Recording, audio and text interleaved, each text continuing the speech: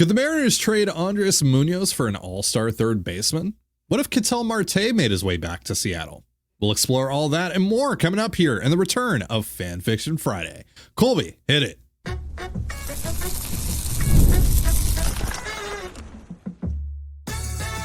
You are Locked On Mariners, your daily Seattle Mariners podcast, part of the Locked On Podcast Network, your team every day.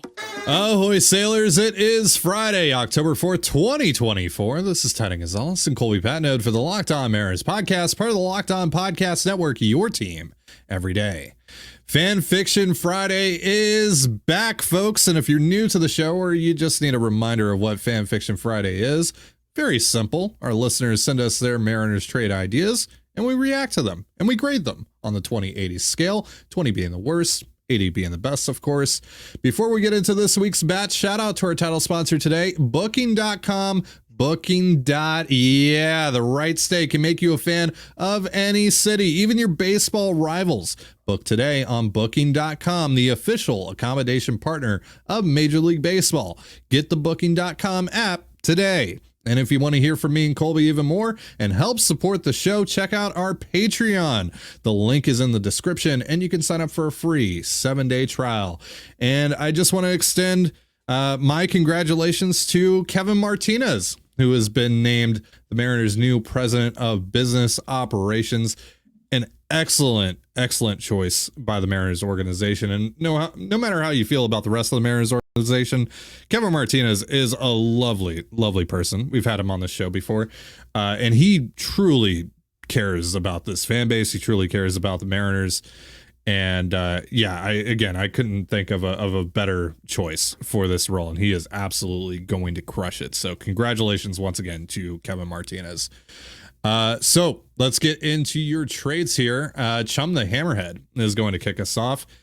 They have a deal with the Cincinnati Reds, which includes Michael Morales, Harry Ford, and Ben Williamson heading to Cincinnati for reliever Fernando Cruz and utility man, ? Spencer Steer, who probably should just play first base, but he has played multiple positions. Now, before we get into Steer and Cruz, Colby, we are going to get a lot of Michael Morales trades, aren't we? Like he kind of feels like the new like Gabriel Gonzalez this offseason. Like he's just going to be in a lot of these deals that we get. Sure, because he's kind of that like fringy top 10, and like some people really like him, some don't. He's not Logan Evans. He's not Brandon Garcia. Right, he doesn't have that hype. But I think what a lot of people know is that when you're talking about trades, particularly like significant ones for like everyday player types or like really good starting pitchers, typically the team that's giving up the major league talent almost always demands an arm back in return in that deal, because young pitching is the most precious commodity in baseball, because it's cheap and it's hard to find. And that's a very interesting thing that you bring up, because last offseason, Miller and Wu had graduated. Right, when we were talking about trades that involved pitching, it was almost exclusively about the guys in your starting five. You didn't really have anything on the farm system. I mean, even Michael Morales at the time was a fringe top 30 25 guy, top 30 guy, because he hadn't really taken that next step that you were hoping to see. And finally, this was that year. So now Morales has kind of built back his profile a bit here. And I think he's definitely a guy that teams are going to have interest in. So I totally get why he's going to be in a lot of these deals that we get over the course of doing Fan Fiction Friday this offseason. But yeah, I just, if I had to take my guess at who's going to be like the next Gabriel Gonzalez who just pops up in basically every single one of these trades, it's definitely Morales. Yeah, it'll be Morales or Garcia. I'd say this, the gap between those two guys and Logan Evans, not as big as some Mariner fans think it is. But that's mostly because a lot of Mariner fans think Logan Evans is something that he's not yet, that he hasn't shown yet. Yeah, I think all three of those guys are basically in the same group. Yeah. You could tell me that Garcia is better than Evans, and I'd be like, okay, yep. Yeah. I get it. So anyways, back to the trade. Spencer Steer, like you said, kind of a utility guy in that he'll stand in a lot of different positions, but no matter where he's standing, he's going to hurt you. He is an aggressively poor defender.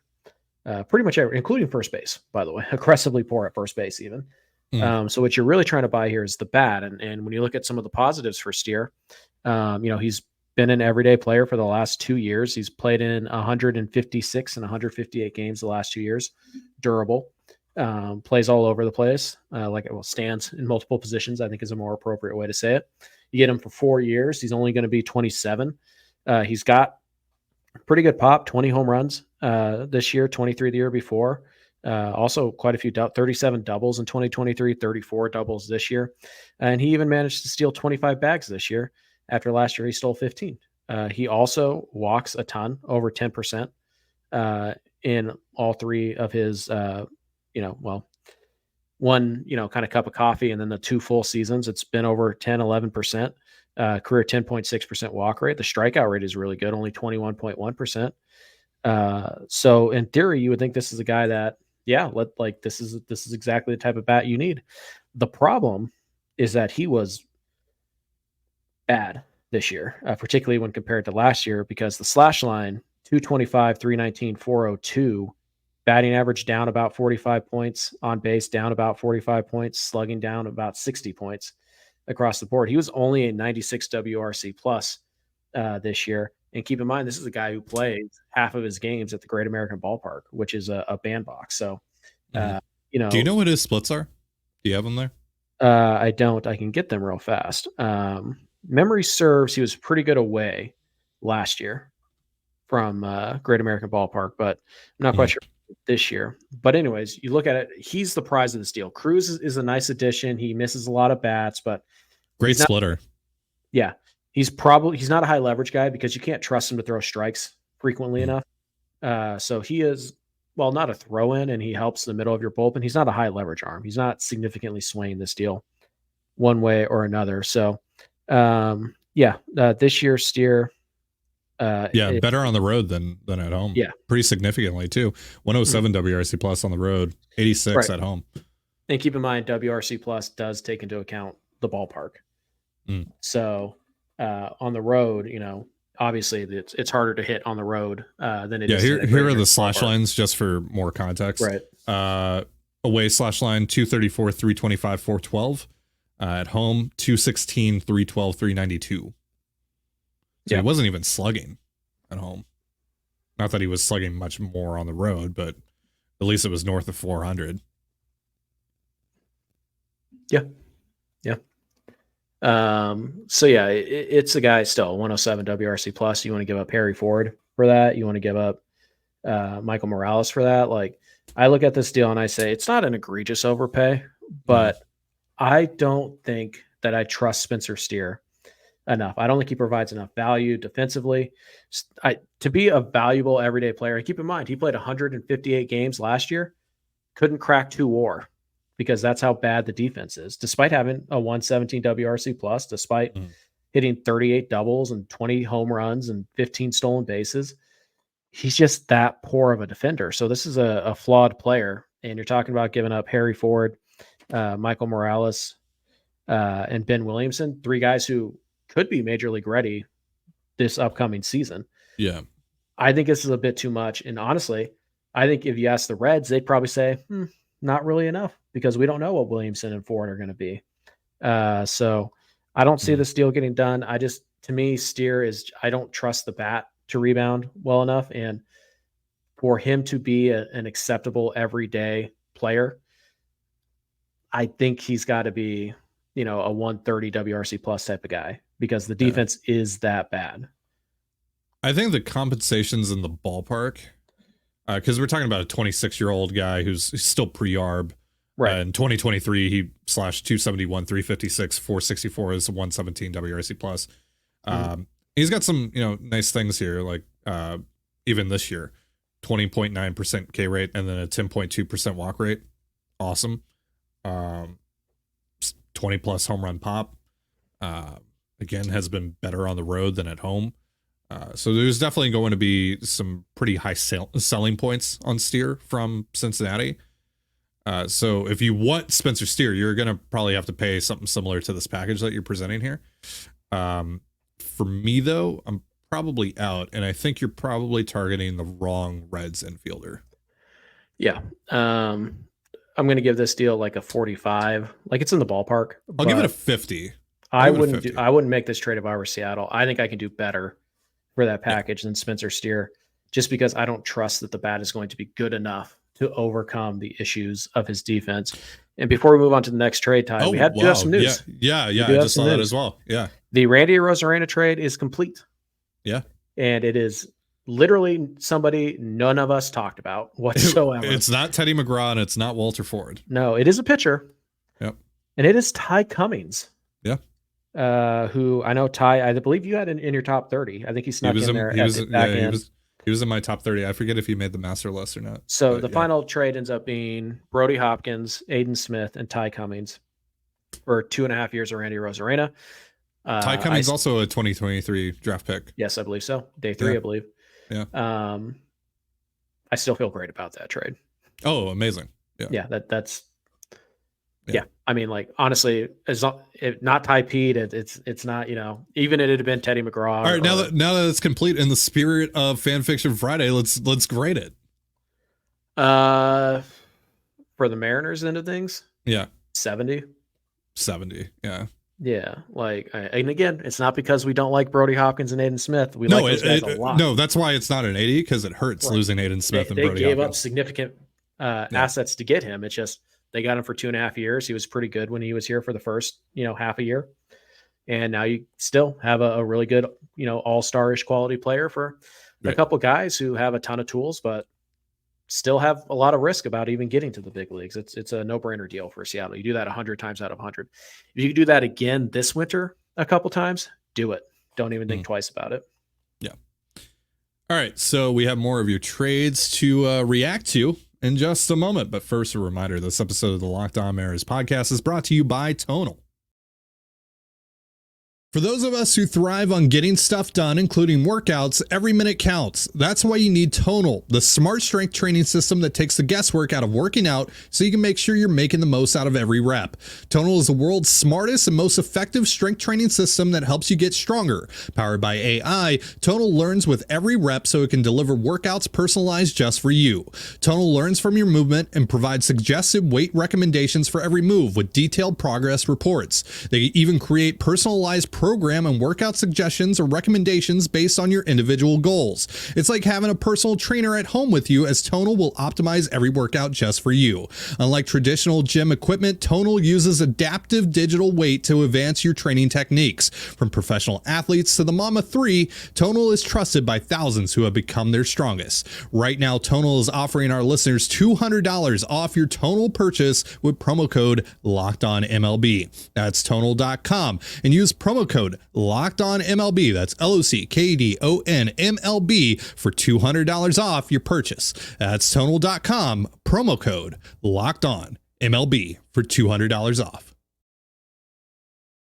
And you're listening to the Locked On Mariners podcast. It is Fan Fiction Friday. We are reacting to your Mariners trade ideas and grading them. We just discussed a deal from Chum the Hammerhead with the Cincinnati Reds, which landed the Mariners Spencer Steer and Fernando Cruz.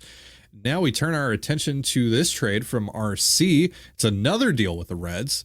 This time, Emerson Hancock is going to Cincinnati. Michael Arroyo is going to Cincinnati. And Ben Williamson, for the second straight trade, is going to Cincinnati for Noelvi Marte and Sam Moll, who is a left-handed reliever for those not familiar. Okay, so what do you think? I think if the Reds did this trade, they would be giving up on Noelvi Marte awfully quick. Now, Marte did miss half the season with the substance, whatever they call it now. It's not a PED. I thought it was PEDs. It is, but they call it like a substance, whatever, banned substance test or whatever the official wording is, whatever, doesn't matter. Yeah. Hancock has no value. Toss him out of this deal. Hancock for Sam Moll, fine, whatever. Yeah, that's about right. Arroyo and Williamson for Noelvi Marte. Yeah. I don't know that the Reds are interested in this. They just hired Terry Francona to be their manager. That's not something you do when when your plan is to be like, oh, we're still a couple years away and we'll grind through this. And so like, I think they're going to want now impact if they're trading, no LV Marte. Now they do have some options on the corner infield. Obviously Matt McLean will be back next year. Jonathan India is still there. Spencer Steer is still there. Cam Collier is coming up pretty quick. So did you see Matt McLean's going to be in the Arizona Fall League? Nice. That's cool. I can't remember the last time we've Like seen a guy leaguer? that's already played in the majors go to the Arizona Fall League. Yeah. I don't know, but that's pretty cool. Yeah. So yeah, I don't think, like, to me, and this is just me, I think the Reds, they're going to look at this and they're going to be like, oh, you want Noelvi Marte? Give me Brian Wu. And of course, that's an absolute non-starter, not happening.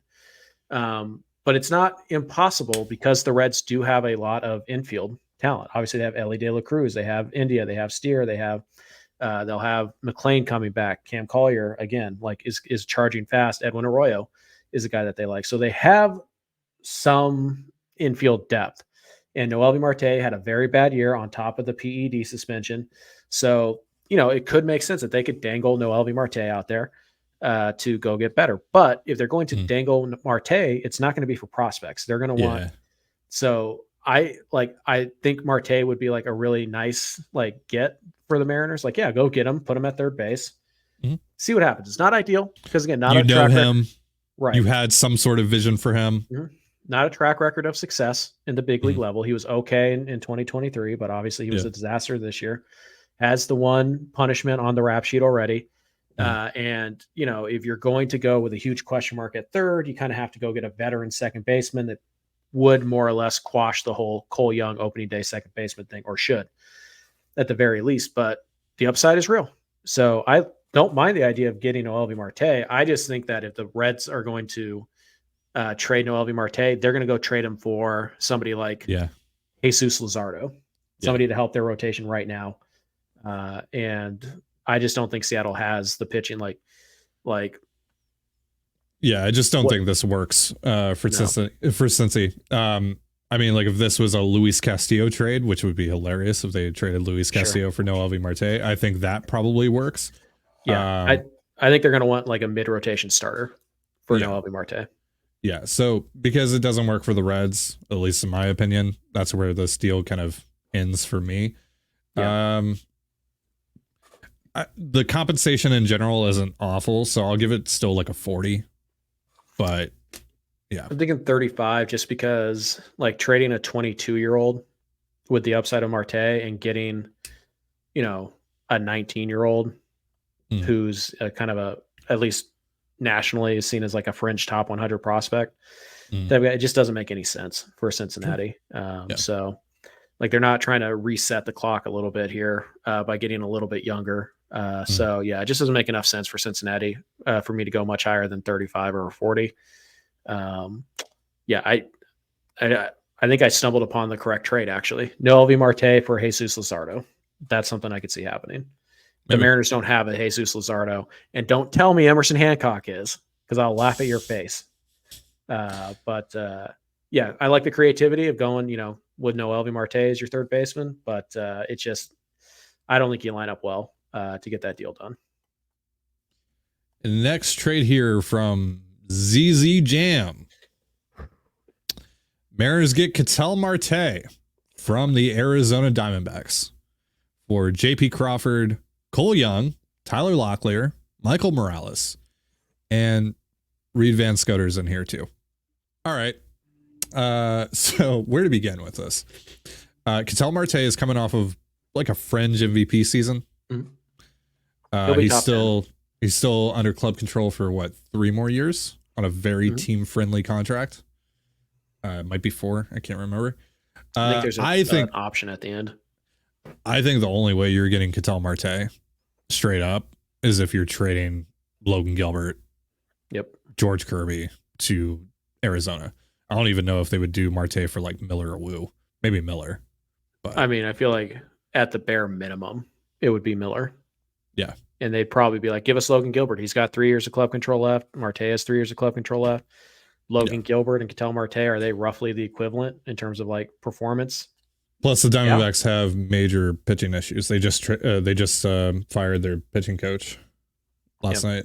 So, So yeah, I think it's Logan Gilbert. I think, but if by some miracle they're willing to trade Marte and not require any of those 4 starting pitchers, you're not getting out of that without giving up Colt Emerson. Like you're not going to do it with bulk. You're not getting Ketel Marte for bulk. Now, Cole Young. Marte has 4 years left of club control. That includes a club option in 2028. Yeah, you're not getting him for anything less than Gilbert, Miller, Wu, or Kirby. Like one of those 4 has to be in the deal. That club option is $13 million for a player that, here, let me bring up his numbers this year. /292, 372, 560 for a 151 WRC plus, a 6.3 F4 season. That is a steal and a half of a deal on Ketel Marte. It's going to cost you Logan Gilbert or George Kirby. Yeah. And again, even if by some miracle it didn't, it's going to cost you Colt Emerson. He has to be in the deal. Like there is no question Arizona is going to demand that much. And that's just to start. Yeah. So Ketel Marte making $16.6 million next year. And in 2026, 2027 making $14.6 million. The deal, the AAV gets less and less as you get later into the deal.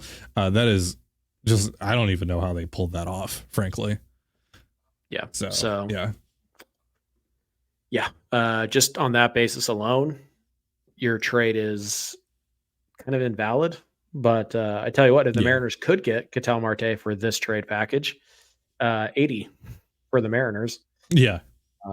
But they can't. 100, it breaks the scale. Yeah, they can't. JP Crawford's not going to carry that much value in this trade. Cole Young's a nice prospect, but he's not an elite prospect. Ty Locklear is fringe top 100 guy. I'm sure the idea is like, well, they're going to lose Christian Walker. They need a first baseman. Probably one who's performed at the big league level. I really don't think that the Diamondbacks are going to hit a reset button because Christian Walker left in free agency. Kudos for going big. Appreciate it. But it's just, we're not even in the same like galaxy in terms of starting point. Like it's going to cost one of your big 4 pitchers. So 25. I'll go 30 just because he swung big and like, sure. Yeah. It's a JP Crawford trade.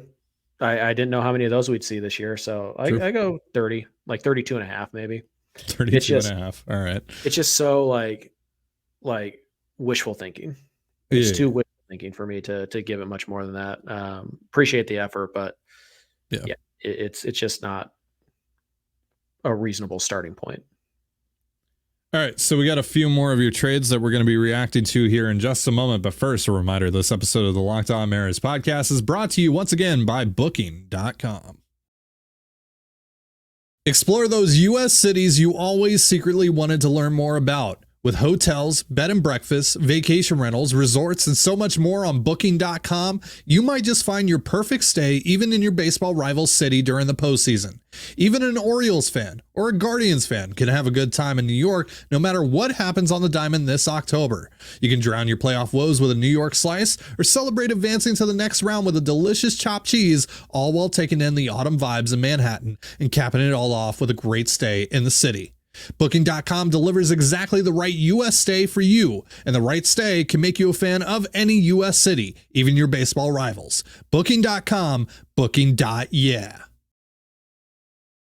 And you're listening to the Locked On Mariners podcast. Once again, it is Fan Fiction Friday. We are reacting to and grading your Mariners trade ideas, and we've got this one from Ham Swaggerty 69, who has a deal with the Atlanta Braves that I teased earlier on in this show. It involves Andres Munoz going to Atlanta, folks, along with Michael Arroyo, Josh Rojas, and Mitch Haniger to quote unquote offset some of the costs for all-star third baseman Austin Riley. I think the Braves are a really interesting team for Seattle. Yes. These are two aggressive, I think fair to say these are two aggressive GMs who are not afraid to think outside the box. Remember, Atlanta did a lot of, salary eating for other teams this last winter to facilitate trades. So they're certainly willing to think outside the box. The Braves didn't have Riley for a large chunk of the second half of this year. Could they think that they could survive without him? Maybe. The Braves have a lot of money already committed to their roster next year. So it's possible that they could be looking to trade one of their bigger players. They also have some questions in the rotation. Max Fried's going to be a free agent. The bullpen, a lot of question marks there. So I do wonder if maybe, just maybe, the Braves are going to be trading probably one of their infielders. Ozzie Albies, Matt Olson, or Austin Riley. I don't think you're going to get anything for Arcia right now, but and they do have some interesting young infielders that are coming up. Nacho Alvarez comes to mind right away. So I dismiss this deal offhand, and I don't think that the Rojas and Haniger thing is going to really do much. I can easily dismiss it because he's signed through 2032 and has a club option in 2033, and it's a 10-year, $212 million contract. Right. And John Stanton owns the Seattle Mariners, and also Mitch Haniger and Josh Rojas, like including their money in this deal, that takes care of year one. But there's 9 other years after that. Right. So the problem with Riley is that, like you said, he's owed a lot of money down the stretch. And if the Braves are trying, if they're willing to make this deal because they're trying to shed some salary, because they have a lot of money tied up already over the next couple of years. They paid so many of their guys already early, and now those numbers are starting to climb. They're starting to hit that threshold. So could they look to trade O'Reilly? Sure. The problem is, to the Mariners, are they willing to take that money? No. And even if they are willing to take that money long term, what's the benefit to the Braves for trading? If a big part of the reason you're open to trading a guy like Riley is that you want to get rid of that money off the books, why would you take Haniger and Rojas?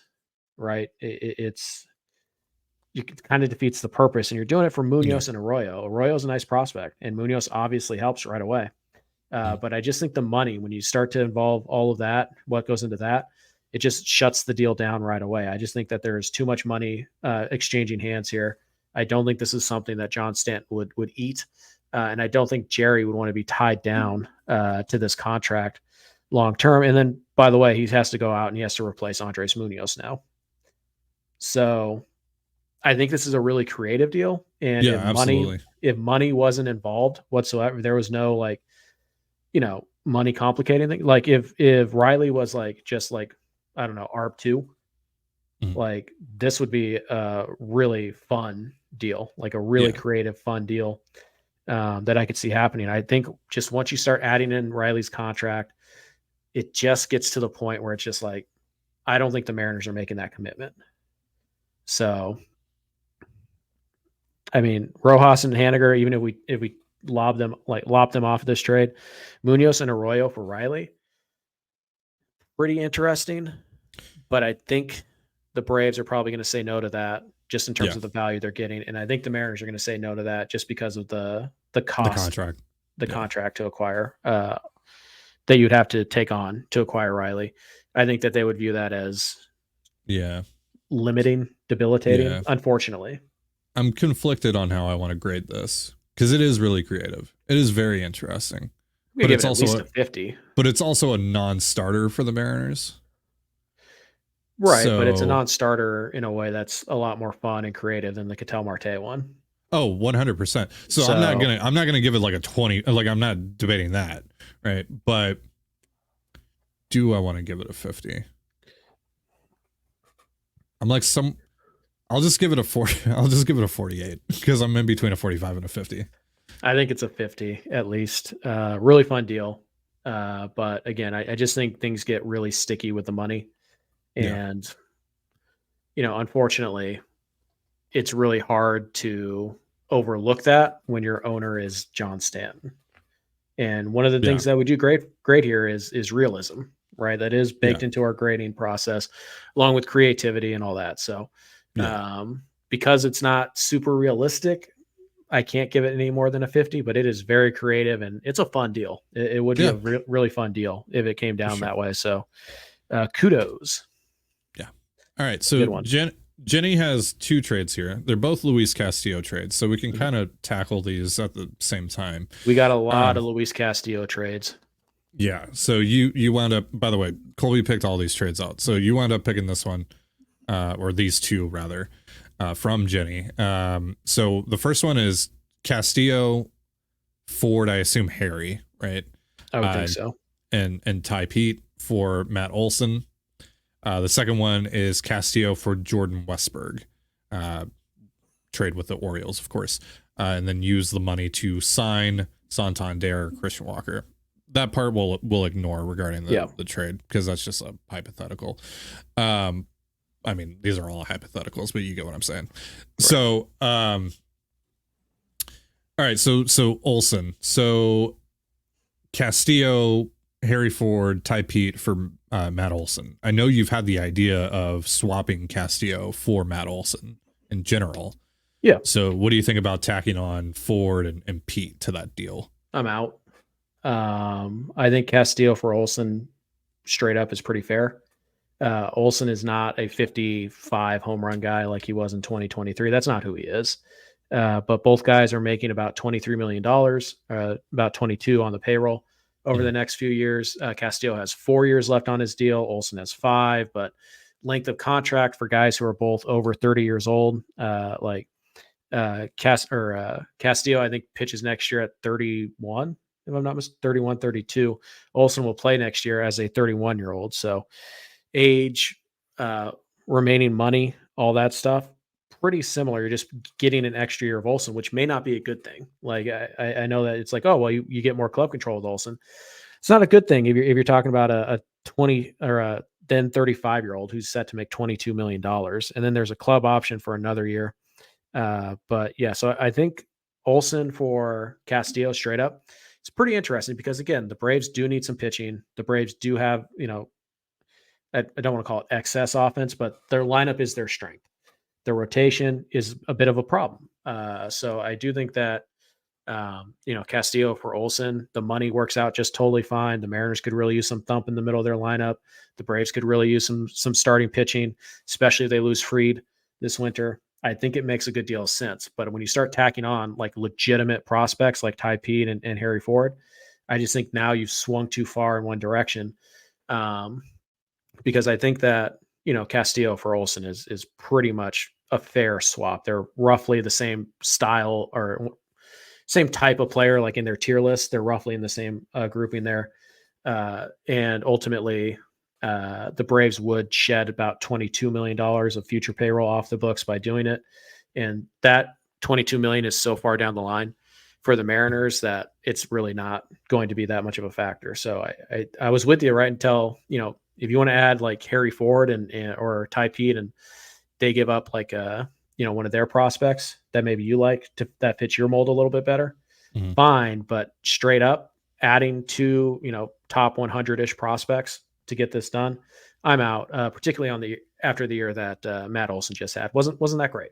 But again, neither was Castillo. I really do think Castillo for Olson is in a vacuum is fair without knowing what the other without knowing what the two teams actually want to do this offseason. I think that's a fair trade. So I'd give this one a 40. Just a little too unbalanced for me. Yeah, so I'll go 40 on it as well. It's just it's a little too much on the Mariners end of things for me. Given that it's just going to be basically a straight up contract swap, and I still have to include Ford and Pete on top of that. Yeah. All right, so Castillo for Jordan Westburg.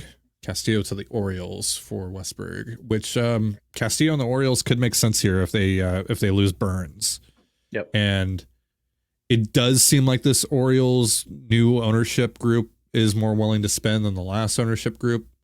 Now, the last ownership group had to pay a bunch of money to the Nationals because of a whole lawsuit. Again, we'll see. But yeah, we'll see. I think if Baltimore is trading for Castillo, they're dipping into their prospect ranks, not their major league roster. I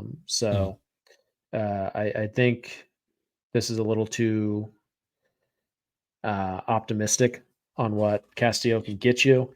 And again, obviously the money is going to be something that comes into play for the Orioles as well, even with new ownership, right? It's like, it's not ownership's willing to spend, fine. But like, in addition to giving up Westburg for Castillo, I'm also adding $22 million in salary, which means the Mariners probably have to give more on top of Castillo to get Westburg. And at that point, it's just like, okay, if it's Castillo and Laz Montez, or you could just give up Brian Wu straight up. Like, at that point, don't the Mariners even be like, hey, let's just give up Wu? You know what I mean? So Sure. it's a sticky trade. I think Castillo, if he goes to Baltimore, it's going to be for prospects. And maybe the Mariners get a major leaguer like a Cedric Mullins or something like that to kind of add some salary. So it's not Baltimore just adding 22 million, 24 million, whatever it is. Right. But I don't think Westburg is going to be available for Castillo. If it is, take it, laugh, run.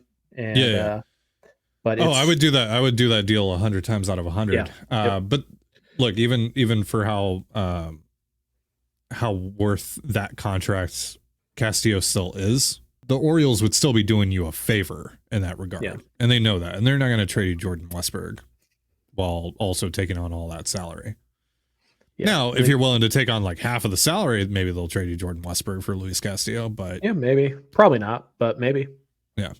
But certainly more likely. That probably defeats the purpose of why you're trading Castillo in the first place, even if you still are able to get some savings out of it. And again, you trade Castillo, you have to replace him, and you can't replace him with the cadre of number 5 starters you have in your minor league system right now.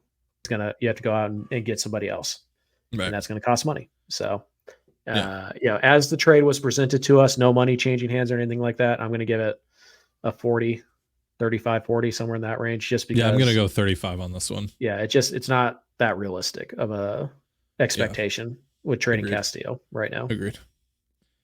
All right, so that is going to do it for our show. Thank you, everyone, for your trade submissions. Sorry we weren't able to get to many of them, but there will be many more opportunities for us to get to your trades here over the course of the offseason. We're going to be doing this every single Friday unless something happens on a Friday that takes priority over it. So before we get out of here, a reminder that Locked On has launched the first ever national sports 24/7 streaming channel on YouTube, and now it's also available on Amazon Fire TV and the free Fire TV channels app. Locked On Sports Today is here for you 24/7, covering the top sports stories of the day with the local experts of Locked On, plus our national shows covering every league. Find Locked On Sports Today now available on the free Fire TV channels app. Thank you so much for joining us here on the Locked On Mariners podcast. For Colby Patnode, I'm Titan Gonzalez. Be sure to give us a follow on Twitter at @LO_Mariners. You can follow me at Titan Gonzalez and Colby at CPAT11. That's CPAT11. You can also find all that stuff in the description of this episode. Have yourself a beautiful baseball day and a beautiful baseball weekend, and we'll see you next time. Peace.